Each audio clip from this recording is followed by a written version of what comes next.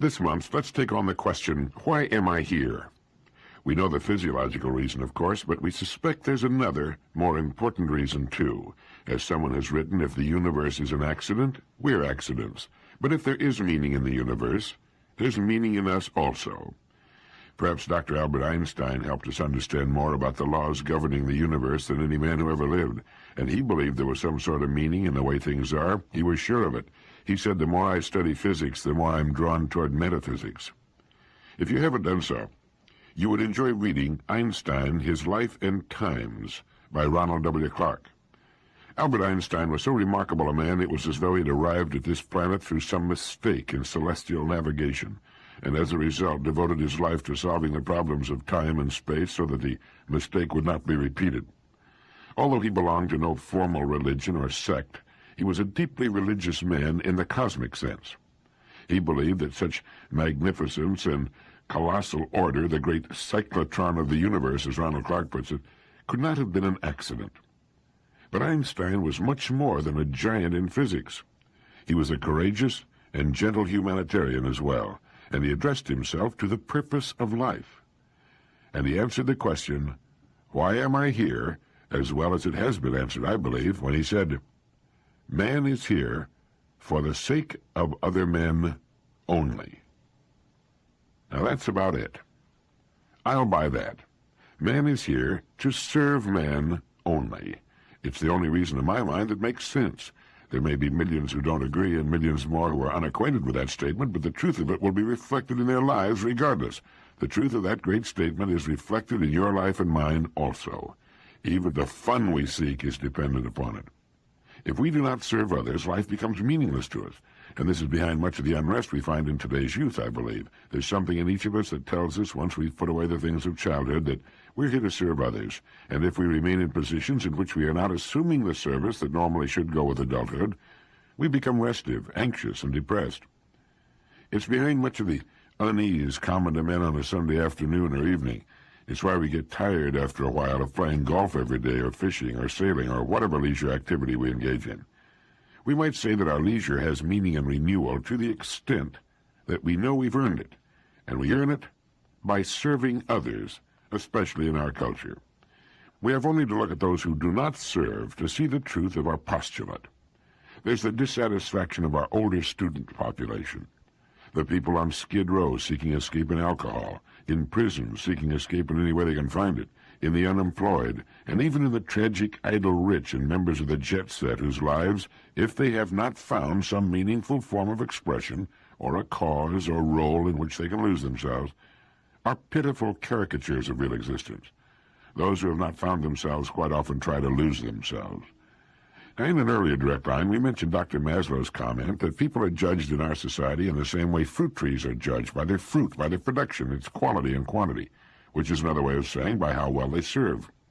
A young person often asks, why am I here? The answer is, you are here to serve.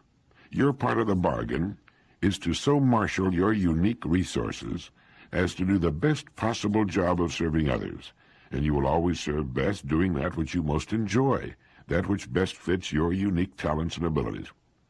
The next question usually goes, well, that's all fine, but what do I get out of it? And the answer to that, of course, goes your rewards, all the years of your life, will match the extent and quality of your service. Now, if you happen to want a $3,000 a week income or enjoy flying your own jet and driving expensive cars, you've got to serve in an uncommon way. Now, how you do it is for you to solve, and this is the challenge that can make life so interesting, so exasperating, and baffling. We have to make up our minds as to what's important to us. Now, Dr. Einstein wanted nothing more than the simple necessities of life: a roof, a bed, food, a place to work, his violin, and his sailboat. The modern trappings of success meant nothing to him. He was simply above them. He was often mistaken for an unsuccessful traveling salesman. But his service to mankind was monumental, and his reward? Immortality. He could have had anything of a material nature he wanted. He wanted nothing. He was a completely mature human being. But he had not selected his own great gifts. His abilities, like ours, had come as his unique genetic heritage. He simply put them to the best use he could, while at the same time developing a mature and rich overview of mankind. I think we should do the same, and that our kids should know, when they're old enough to know, that they should do the same, make the best use of their gifts, and by so doing, maximize their service, and by so doing, maximize their rewards. It all fits. It makes sense whether you're interested in giving, getting, or both. Few of us have matured or become so wrapped up in one subject to the degree reached by Dr. Einstein. Most of us are much concerned with this world and how we can enjoy it as we go along. We tend to like beautiful things and the perquisites of success. Perhaps we're still children to that extent, but it's fun being a child and harmless. We seem to like such things as beautiful homes, cars, furs, jewels, yachts, and travel, at least until after we've had them for a while. But forgetting for the moment what we may want, the important thing is to find how we can best serve. It answers the question, why am I here? I am here to serve others. Now I know why I get up in the morning and what I should spend a good proportion of my day doing, maximizing, if I can, my service to those I have chosen to serve. How can I do a better job of serving today than I did yesterday, this year than last? As long as I can keep answering that question, I will continue to grow and mature as a person, and I'll never grow old in mind and spirit. It clarifies our lives. As Voltaire's Candide said, let us cultivate our garden. Let's make it a good garden, the best garden we can produce with the equipment and conditions we've been given within the enormous parameters offered by the world of today and tomorrow. But how do we relate the idea of service to others with our personal goals? In his excellent book, A God Within, the distinguished microbiologist and author René Dubos tells us that the pre-classical and classical Greeks symbolized the hidden aspects of man's nature, in particular the forces that motivate him to perform memorable deeds, by the word entheos, a God within. From the Greek word entheos is derived the word enthusiasm, one of the most beautiful words in any language. And he adds, man today may no longer believe in the divine origin of inspiration, but there are few who do not retain the ancient and almost mystical faith that enthusiasm is the source of creativity. Whatever their religious or philosophical allegiance, all men and women know that there would be little chance of improving the world if it were not for the faith derived from the God within. In the original Greek sense, the word enthusiasm means far more than deep interest, ardent zeal, or twinkling eyes.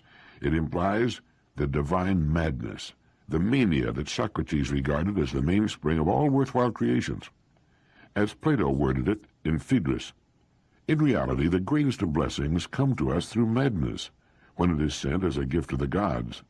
Madness which comes from God is superior to sanity, which is of human origin.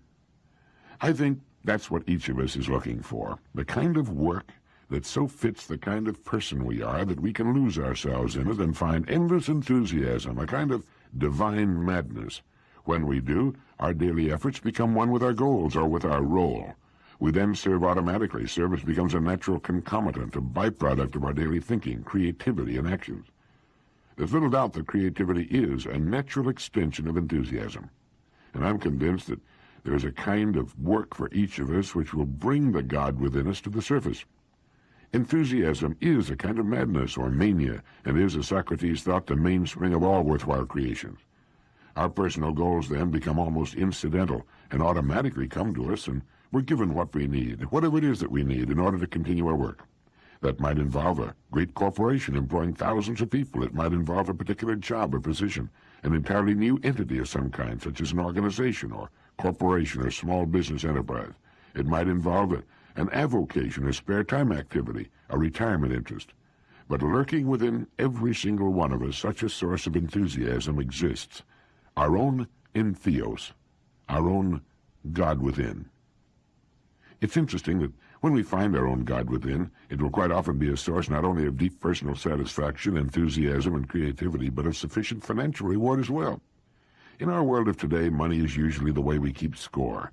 The best players, those who have found their greatest source of talent, application, enthusiasm, and creativity, usually wind up with a satisfactory share of the world's marbles.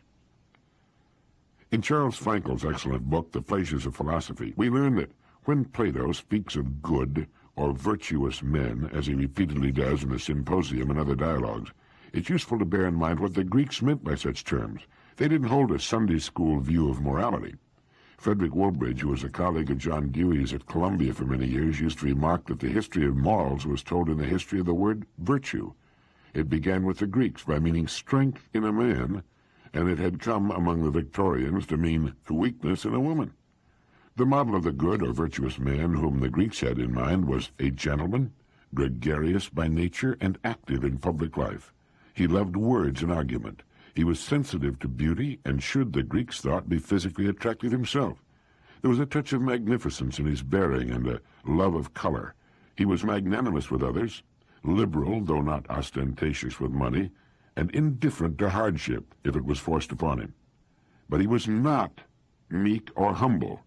He sought to be fair and just in his dealings and prudent and temperate in his conduct, but he admired talent, strength, and accomplishment, and he saw no virtue in poverty and no higher wisdom in simpleness of mind. Most conspicuously missing from this calendar of virtues is one quality which we rank high today: pity for weakness. It sounds like a description of the hero in one of Ayn Rand's books, but it's a good description, I think, of the person with an excellent self-image, a person who knows what he wants and how to set about getting it. And I think it's an apt description, too, of the people who do things in the world. You will greatly enjoy reading The Pleasures of Philosophy by Professor Charles Frankel, the former Assistant Secretary of State for Educational and Cultural Affairs, a fine author to add to your personal collection. We are all looking for what is good and beautiful, as Socrates suggested we do, and we'll be on the road to it when we find that which is good and beautiful within ourselves. There's something within each of us telling or trying to tell us the way to find it, and it will, I believe, invariably lead to service. It can be done through a good product, whatever shape it might take. It might be a book, such as those we've discussed here, or a novel, or a product for use by people, or a service of some kind. And it's here that we should keep what is important and what isn't ever before us. It's an easy thing to lose sight of. If we're managers in business, we tend to become obsessed, and for several very good reasons, with that bottom line of the financial statement. Now, profit must be the answer, the logical answer to the right kind of product or service. If what we do has no market value, it's unlikely that it's really good or necessary or desired on the part of people. And we need profit if we're to grow, to invest back into our business and pay those who have invested in it. But sometimes the machines we've created take charge of us. They say, look, we can produce in great abundance, turn us loose, and we run the risk of losing sight of quality and service and meaning in our admiration for limitless quantity. Popularity itself can become the enemy of quality. Great as mass production techniques have become, we should not let them attain a speed or aim that sacrifices quality and legitimate purpose to quantity. It's better to have a market larger than our ability to fill it, to have a waiting line if necessary, to hold back on maximum profits if necessary, to make sure that what we're producing, the way in which we're serving those whom we've chosen to serve, is the very best way of which we're capable. Once the type has been set for a book, millions of perfect quality can be printed and distributed, and that's also true of many other kinds of products. But in the writing of that book, in the designing and formulation of the original product, the time needs to be taken, the care, the enthusiasm, the creativity, the sense of responsibility. All should be in. And the controlling idea should be, how good can we do it, not how much money can we make on it. If we put things in this order, and if we know what we're doing, the money should come as a natural effect. Then we're creating instead of merely competing. Then we're leading instead of following. I'd like to quote from Manas for September 20th, 1972. Pain is nothing new in the world. The chronicles of history are filled with accounts of human suffering. Great migrations of peoples have often been efforts to escape from conditions where pain was inevitable. But today a new kind of pain has been added to the human lot, the pain of bewildered and frustrated understanding. Whether justifiably or not, men thought they were on the verge of having enough knowledge to understand the world and the place of human beings in it, yet are now confronted by increasing evidence that their knowledge is either false or woefully insufficient. The years which ought to have witnessed the climactic success of Western society are beginning to seem like brief intervals of rising desperation. Not the next triumph, but the next disaster becomes the content of wondering minds. So there's the pain felt by men whose intelligence grows ineffectual, whose wealth no longer purchases anything worth having, whose dreams no longer relate to the possibilities disclosed by the stern imperatives of nature. There's a spreading feeling that we ought to know who we are, what the world is about, and what we should be doing, since we know so many other things so well. But in answering these larger questions, we uniformly fail. Inevitably, then, an intellectual pain underlain by vague moral guilt pervades the serious men of the times, who feel as though they stand at some great crossroads of history, but where the alternative paths into the future seem both untraveled and unmarked. It is, we may say, a philosophic pain, and hence may be called a birth pain, signifying the time and necessity for entry into another kind of life. But philosophic pain is not new either. What is new is the fact that it seems to be overtaking an entire age and culture, while in the past it sought out only rare individuals, afflicting them with questions in which the world at large had no interest at all. The philosophic quest was once for the lonely few, and those who accepted its austere invitation had lost their taste for other inquiries. They responded by reason of some hidden hunger or longing. What made Socrates resolve to spend his life helping men to undeceive themselves? We don't know. Many of his fellow Athenians thought him ridiculous, and finally a troublesome fellow the city could well do without. It's a curious thing, this, that the world savors the teachings of a Socrates, keeping his ideas alive for thousands of years. Yet when a living man practices the Socratic calling, his countrymen find ways of isolating him and denying attention to his ideas. For what it's worth, we have a theory about the present. It is that the circumstances of life, as men have altered and shaped them, are now setting the Socratic questions. What was the purpose of the Socratic questions? The old Athenian hoped to persuade the Greeks to look at their own beliefs, their own first principles, and to see if they were good enough to live by, a painful question for almost any man. Socrates was a gentle and kindly fellow, and he did his best to put his questions in comprehensible terms. Not so the angry circumstances of our lives. All that they say to us is, "It won't work. What you're doing is not the right thing to do." A hurt, humiliated, and mistreated nature speaks to us through the responses of the environment, in the outcries of angry men, and in the revolts of the young. And the voice of nature is not the amiable speech of Socrates, who strove to make his listeners understand. No, the voice of nature, in speaking to us, is as indifferent to our anxious intelligence as we have been to the world around us during the centuries in which we harnessed its energies and wasted its riches in the service of our interests and appetites. Nature is now a cold and inflexible instructor. We have perhaps but one advantage in hearing the voice of the environment instead of mild Socratic counsels. Our ill-used host now speaks to everyone, not just to a handful of would-be philosophers. Ready or not, we must now begin to understand its admonitions or suffer almost immediate consequences for our continuing ignorance. In Literature and Western Man, a valuable cultural study as well as a history of literature, J.B. Priestley speaks of the change which came over Western civilization as a result of the Industrial Revolution and the development of volume printing from a continuous roll of paper. The big expansion of industrialism began a little over a century ago. Power to a new middle class largely indifferent to thought and literature. As Priestley puts it, this age, with all that it accomplished in material progress, represents the triumph of the manufacturing and commercial middle class. The world of Victorian and Imperial Britain, of the North after the American Civil War, of the French Second Empire, even, though to a lesser extent, of Russia after 1861 and the freeing of their serfs, is the world as this particular class, which has more power and thrust than any other, desires and makes it. The great international exhibitions from 1851 onwards reflect the whole glittering triumph of these busy, acquisitive people. They control the powerhouse of all Western society. They shape and color the social scene. The values that society takes for granted are not their values. Now, while this passage by no means explains why the populations of England and America so easily submitted to the credo of these busy, acquisitive people, it records the fact of commercial dominance and enables us to understand why the gross national product has until very recently been regarded as the principal measure of human achievement. Now, from these psychological foundations, the rape of the planet proceeded as a matter of course. There were, however, other factors, such as the union of scientific technology with industry, which occurred, according to Lynn White, Jr., about 1850, enormously accelerating the destructive course of industrial expansion.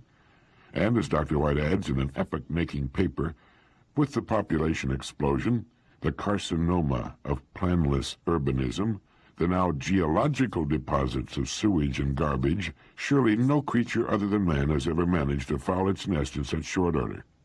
Western man, Dr. White says, has no concern or regard for the earth and its creatures. He merely uses them for his own purposes, and he believes that we shall find no remedy for our multiplying planetary ills save by an essentially religious change in attitude. We must rethink and refeel our nature and destiny. Another Socratic apprentice, very nearly a journeyman, is the economist E.F. Shoemaker, whose campaign for intermediate technology is slowly taking hold. Mr. Shoemaker's economic gospel has two planks. First, he believes in the simple life and regards economics as a discipline which should subordinate to the order and needs of a life guided by moral intelligence. The least possible consumption consistent with decency and health is his idea of the way for human beings to live. His second theme is concerned with how help should be given to the undeveloped peoples of the world, and this is where intermediate technology comes in. Bringing the sophisticated tools and systems of advanced technology to cultures which are not widely industrialized amounts to locking the people of these countries out of the process of natural development. They need simple tools, intermediate technology, not the complicated devices which are the evolution of a capital-intensive, labor-scarce society. The requirements of the underdeveloped countries, so-called, have plenty of labor, people who need work. They do not need machines which displace men, but well-designed tools that will enable the people to work more efficiently. Only by this means can they become self-reliant, gaining the confidence to develop in their own way. Now, Ivan Illich's contentions have much in common with E.F. Shoemaker's ideas. Like Shoemaker, Illich is interested in the development or provision of tools which strengthen the individual instead of weakening him or making him feel incompetent and dependent. For Illich, the means of education are a kind of tool, easily available. The purpose of education should be to free the students from external, not imprison them low in hierarchical structures, where rising to a higher level becomes virtually impossible because of the inaccessibility of the tools of learning, which have been made scarce by high cost and by professionalism. Technology should free and release men, not condemn them to lives of servitude because complicated systems inevitably create inferiority and subordination. Illich's analysis of consumerism and the claims to exclusive knowledge by experts shows that radical political solutions do not touch the real problems of modern man, which result from the dehumanizing effects of the very methods and techniques which are supposed to bring freedom and prosperity to all. Illich argues that the always more doctrine of Western industrialism is self-defeating, and that in practice it operates to make common folk dependent and unable to plan and live their own lives. What have Shoemaker and Illich in common? Well, they agree on one thing. The awakening of the potentialities of human beings is the most important thing in life. The awakening of the potentialities of human beings is the most important thing in life. They will agree with John Ruskin that the test of a social system is not what wealth it is producing, but what kind of men, what kind of human experience is it producing. The gross mistakes of our society, the pollution, the wars, the indifference to the young, the old, the sick, the maladjusted, are obvious enough and much written about. But the core ill lies in what man thinks of man. Neither Shoemaker nor Illich is willing to license anyone to manipulate other human beings into better conditions. The elements of human improvement are already within each one. What all need is an environment which invites to self-development. But how does a person reach a conclusion of this sort about man? Why care so much about the integrity and promise of other human beings? Why are they campaigners in behalf of self-reconstruction? If we knew the answer to such questions, we should know a great deal. Meanwhile, another question may be of some assistance. Why, for one thing, aren't there more people who have this strong feeling about the inner potentialities and resources of human beings? We admire Socrates for his moral courage and his searching intellect, But we don't pay much attention to the fact that Socrates also stood for the declaration that the true man is a soul, and that the soul has its own knowledge and possibilities, needing from others only help in awakening it to action. Socrates expounds this, and the idea of the spiritual reality in the human being comes down to us through Plato from this teaching. We now have it also from the East, but the Platonic idea of the soul has been part of our literature and tradition for more than 2,000 years. What happened to this idea? The course of Western history from the decline of classical civilization until the 18th century produced one great effect in modern thought. It reversed the meaning and value placed upon the idea of soul. For Socrates and Plato, the soul was the true identity, the being who had need of making his own decisions, of freeing himself from the pressures of opinion and custom, and relying on principle for the guidance of his life. But by the 18th century, freedom had come to be identified with the doctrines of an aggressive materialism, and the idea of progress and the hope for social justice were closely linked with the tough-minded mechanistic philosophy which had been evolved by Descartes and the later French materialists. These teachings fitted well with the emerging picture of the world machine of Isaac Newton, and were quite consistent with the Baconian claim that knowledge and power are the same thing. The idea of the soul, therefore, had no place in the modern scheme. Abandoning it had moreover a moral sanction, as 18th century writers made plain. In Vasily Rozanov's long essay, Dostoevsky and the Legend of the Grand Inquisitor, first published in 1891 and now translated into English by Spencer E. Roberts, he writes, "The fundamental evil of history lies in the incorrect relationship in it between the ends and the means. The human personality, regarded as only a means, is sacrificed in order to raise the edifice of civilization, and of course no one can determine to what extent and how much longer this can go on. Something monstrous is taking place in history.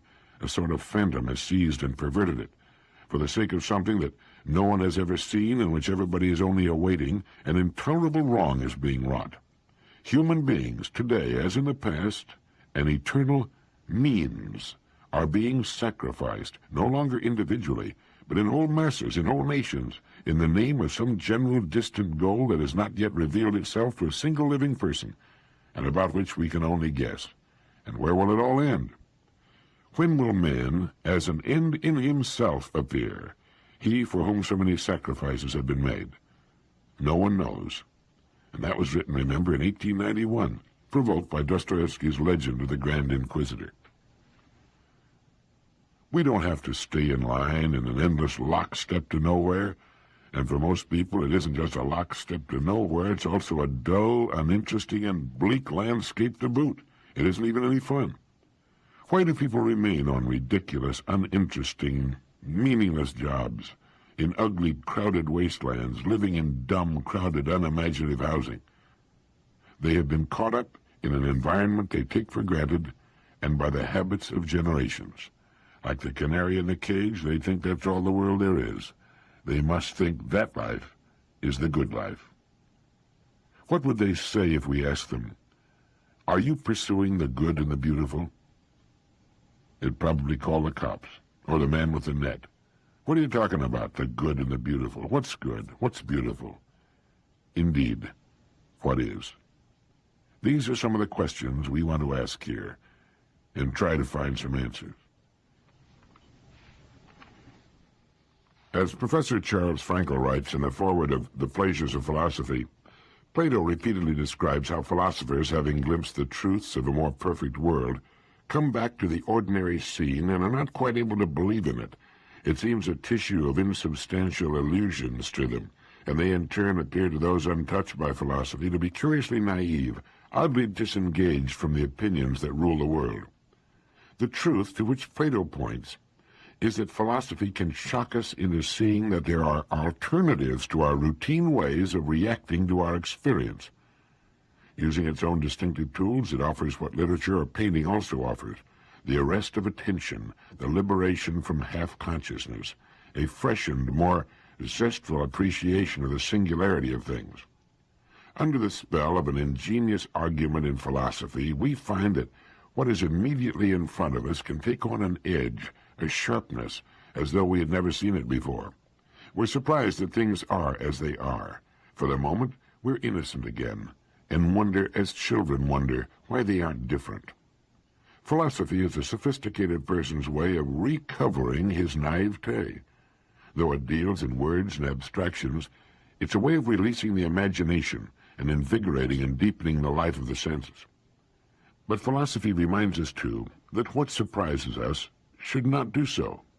The problems that we take to be special to us, the situations we have imagined to be peculiarly our own, turn out to be illustrations of recurrent themes in human experience. And yet, even though philosophy takes us out of ourselves and our own time and provides us with another perspective from which to view the present, it doesn't make the present recede. It allows us to see it in sharper focus. If it brings mellowness, it does so not by fuzzing the issues, but by sharpening them. That, I believe, is what we need, at least those who have assumed to lead or originate or serve in an uncommon way. The truth to which Plato points is that philosophy can shock us into seeing that there are alternatives to our routine ways of reacting to our experience. By sharpening our view of what it is we do with relation to other people and the world, we can achieve that arrest of attention, the liberation from half-consciousness, a fresh and more zestful appreciation of the singularity of things. Isn't that what we're looking for? Isn't that what will drive the boredom and depression from our lives? In Sidney J. Harris's syndicated newspaper column, Strictly Personal, he made the sage observation that the only real purpose in being educated is to be able to distinguish between what you know and what you don't know. And you can't know what you don't know until you know one thing superbly well, and can use that to judge your lack of knowledge in other things. If we're in business and have a desire to succeed in it, we're wise to hire those people who have the knowledge we lack, and not try to do the whole thing ourselves. It seems to be a curious fact that the most brilliant people do not, as a rule, become entrepreneurs. That is, do not tend to go into business for themselves. Their greater mental brilliance seems to show them with a terrible clarity the pitfalls of failure, the embarrassment, the financial loss, the anxiety, and so they tend to play it safer and find themselves more secure positions within a going concern. Hire them. The entrepreneur has been said to suffer from the bumblebee syndrome. The old cliche has it that the bumblebee cannot fly. His wings are supposed to be too short for his fat body. He's an aerodynamic miracle in that he doesn't know that he can't fly, and so he does it quite well. The entrepreneur, the person who started and starts all the businesses and organizations in the world, is the warrior king type of person as a rule. He has a good and perhaps a crafty mind. He can see the yawning, yearning jaws of opportunity, and perhaps lacking the IQ of the true intellectual, any fears of failure are swept aside by his more immediate glimpse of success, and like the bumblebee, he just flies. He is then often amazed and dismayed by the problems which present themselves and the time it takes to be truly successful. But he learns another valuable lesson, that we can learn by doing. As Emerson said, do the thing and you will be given the power. When it becomes imperative that we obtain the knowledge we need to avoid failure, we tend to obtain it. Once the business finally makes it, we can employ those more brilliant and highly talented people who chose the safer route. They can't help their larger servings of brains and the effects they produce, nor can their employers help their disposition to take chances. But it's a situation to remember. An interesting effect of all this is that the more brilliant specialists often privately poke fun at their less cerebral employer and his occasional, apparently Babbitt-like buffoonery, while he, all unknowing, just gets rich and keeps coming up with ideas to increase his organization's service to its customers. It's kind of compensation, it seems, for the Brahmins in the back office. It's important to know what you don't know, and it's important, too, to know that for every idea you can come up with, there are very talented people who can put it together, who can build it, and make it fly.